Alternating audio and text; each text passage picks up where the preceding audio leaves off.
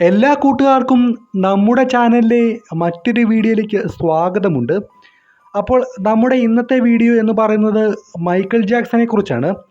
നിങ്ങൾ ഈ ചാനലിലെ വീഡിയോകൾ ആദ്യമായി കാണുന്നതാണെങ്കിൽ ഈ ചാനലൊന്ന് സബ്സ്ക്രൈബ് ചെയ്ത് സപ്പോർട്ട് ചെയ്യുമല്ലോ.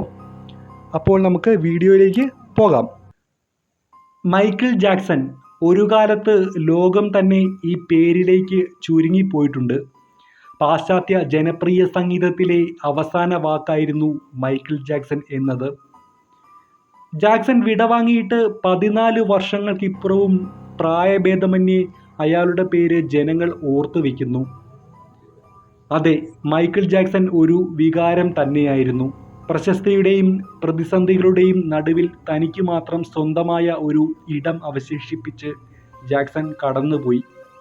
2009 ജൂൺ 25 അന്നൊരു ഞായറാഴ്ച ആയിരുന്നു. ലോകം മുഴുവൻ ഒരു മനുഷ്യനു വേണ്ടി കണ്ണീർ പൊഴിച്ച ഇരുണ്ട ഞായറാഴ്ച. യഥാർത്ഥത്തിൽ ആരായിരുന്നു മൈക്കിൾ ജാക്സൺ? പോപ്പ് രാജാവ് എന്നു മാത്രം ഒറ്റവാക്കിൽ പറഞ്ഞു നിർത്താൻ കഴിയുന്ന പേര് മാത്രമാണോ അത്? ഒരു മനുഷ്യായുസ്സിൽ ഒന്നുമില്ലായ്മയിൽ നിന്ന് കൊടുമുടിയോളം വളർന്നു വന്ന കഠിനാധ്വാനത്തിൻ്റെ പേരാണ് മൈക്കിൾ ജാക്സൺ. ലോകത്തെ മുഴുവൻ തൻ്റെ സംഗീതത്തിൻ്റെ നിലയില്ലാ കയത്തിലേക്ക് തള്ളിയിട്ട പ്രതിഭയുടെ പേരാണ് മൈക്കിൾ ജാക്സൺ. ഒരു തലമുറയുടെ സിരകളെ ത്രസിപ്പിച്ച താളത്തിൻ്റെ പേരാണ് മൈക്കിൾ ജാക്സൺ. അദ്ദേഹത്തിൻ്റെ മരണാനന്തരവും ആ പ്രശസ്തിക്ക് പ്രതിഭയ്ക്ക് ഒരു കോട്ടവും തട്ടിയിട്ടില്ല എന്നതാണ് വാസ്തവം. ഒരു പക്ഷേ മൈക്കിൾ ജാക്സന് മാത്രം അവകാശപ്പെടാനാവുന്ന ഒന്നാവും അത്. അല്ലെങ്കിലും പ്രതിഭകൾക്ക് മരണമില്ലല്ലോ. ഗിന്നസ് ബുക്കിൽ മൈക്കിൾ ജാക്സനെ അടയാളപ്പെടുത്തിയിരിക്കുന്നത് ലോകത്ത് ഏറ്റവും കൂടുതൽ ആളുകളെ വിനോദിപ്പിച്ച വ്യക്തി എന്ന പേരിലാണ്. ഗായകൻ, ഗാനരചയിതാവ്, സംഗീത സംവിധായകൻ, നർത്തകൻ, അഭിനേതാവ്, ജീവകാരുണ്യ പ്രവർത്തകൻ എന്നിങ്ങനെ മൈക്കിൾ ജാക്സന് വിശേഷണങ്ങൾ ഏറെയാണ്. മരണപ്പെട്ട സെലിബ്രിറ്റികളിലെ അതിസമ്പന്നന്മാരെക്കുറിച്ച് 2018 ഫോബ് മാസിക തയ്യാറാക്കിയ പട്ടികയിൽ ഒന്നാമതായിരുന്നു മൈക്കിൾ ജാക്സന്റെ സ്ഥാനം. 2010 മുതൽ 2018 വരെയുള്ള കണക്കെടുത്താൽ ഒറ്റത്തവണ മാത്രമാണ് അദ്ദേഹം ഈ പട്ടികയിൽ രണ്ടാമതായത്. സംഗീതം, നൃത്തം, ഫാഷൻ മുതലായ മേഖലകളിലെ അദ്ദേഹത്തിൻ്റെ സംഭാവനകൾ ലോകത്തെ തന്നെ ഏറ്റവും പ്രശസ്തനായ വ്യക്തിയാക്കി മൈക്കിൾ ജാക്സനെ മാറ്റി. 1958 ഓഗസ്റ്റ് 29 മൈക്കിൾ ജാക്സൺ ജനിക്കുന്നത്. തൻ്റെ മാതാപിതാക്കളുടെ 8ാമത്തെ കുട്ടിയായി ജനിച്ച അവനെ തുടക്കകാലത്ത് ദാരിദ്ര്യം വിടാതെ പിന്തുടർന്നു.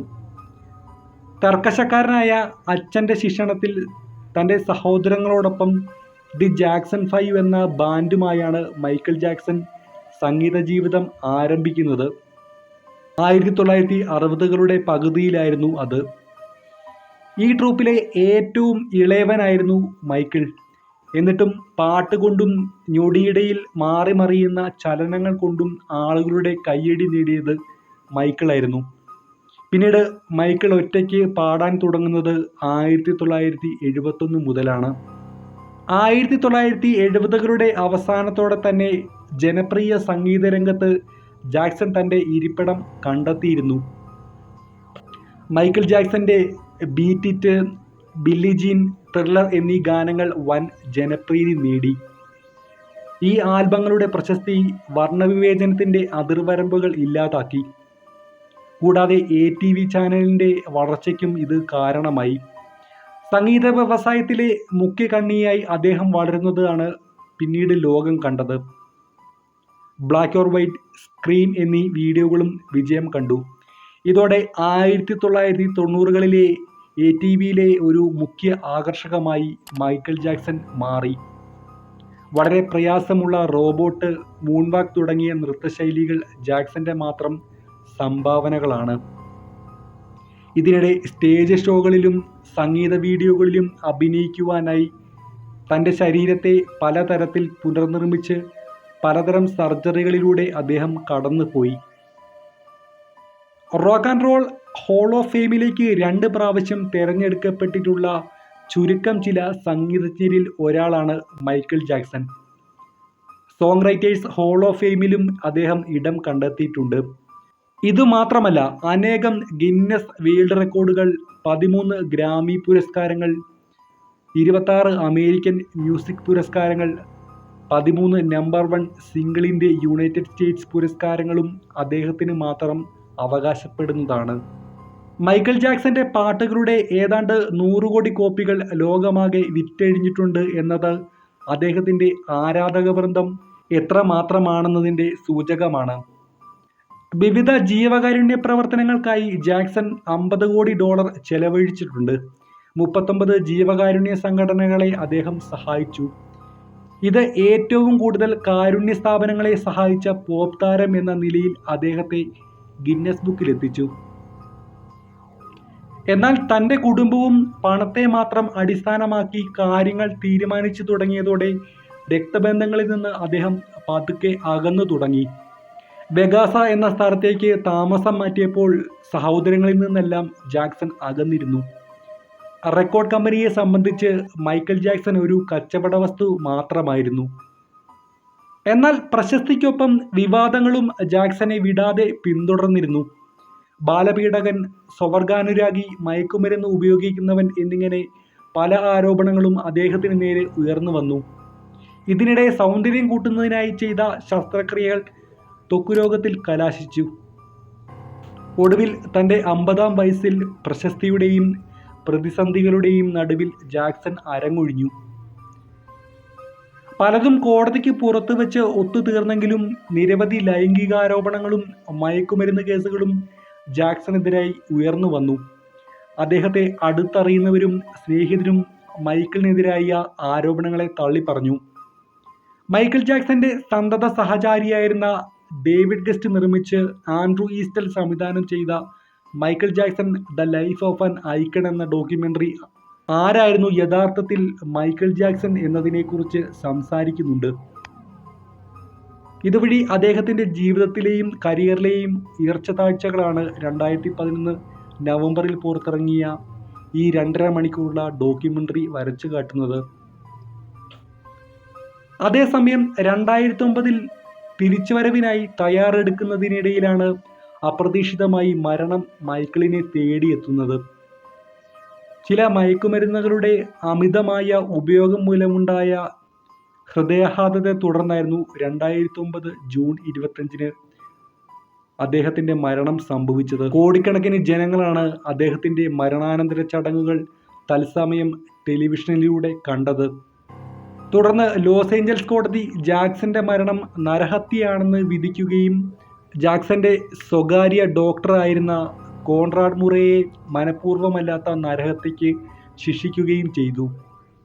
മൈക്കൽ ജാക്സൺ എന്ന പ്രതിഭാസം 150 വർഷം ജീവിക്കാൻ ആഗ്രഹിച്ചിരുന്നു. അതിനായി മുടി മുതൽ കാൽവിരലുകൾ വരെ ദിവസേന പരിശോധിക്കുന്ന 12 ഡോക്ടർമാരെ അദ്ദേഹം വീട്ടിൽ നിയമിച്ചിരുന്നു.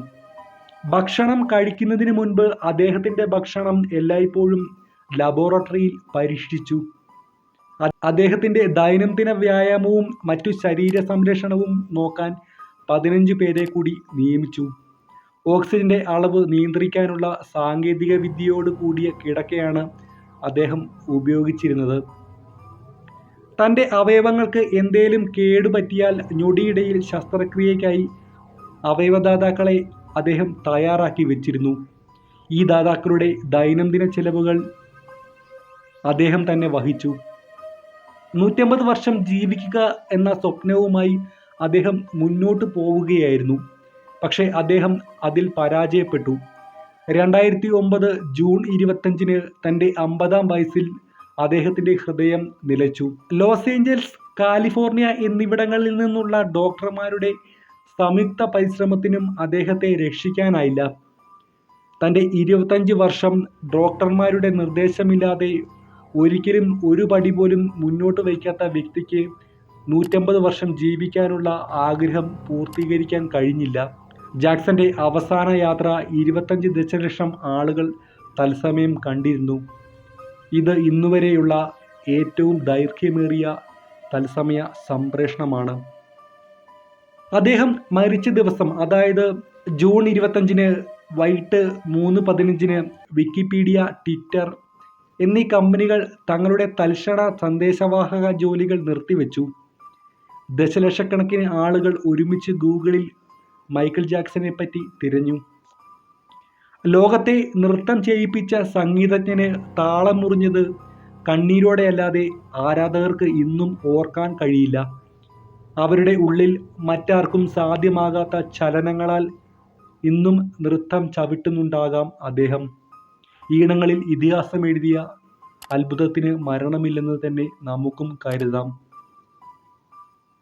എന്താണ് ഈ വിഷയത്തെക്കുറിച്ചുള്ള നിങ്ങളുടെ അഭിപ്രായം? ഒരു കമൻറ്റായി രേഖപ്പെടുത്തുമല്ലോ. ഈ വീഡിയോ ഇഷ്ടമായെങ്കിൽ ഇത്തരം വീഡിയോസ് നിങ്ങളുടെ മൊബൈലിൽ നോട്ടിഫിക്കേഷൻ ലഭിക്കാൻ ഈ ചാനൽ സബ്സ്ക്രൈബ് ചെയ്യുമല്ലോ. അടുത്ത തവണ മറ്റൊരു കണ്ടൻറ്റുമായി അടുത്ത വീഡിയോ കാണുന്നവരെ ഗുഡ് ബൈ.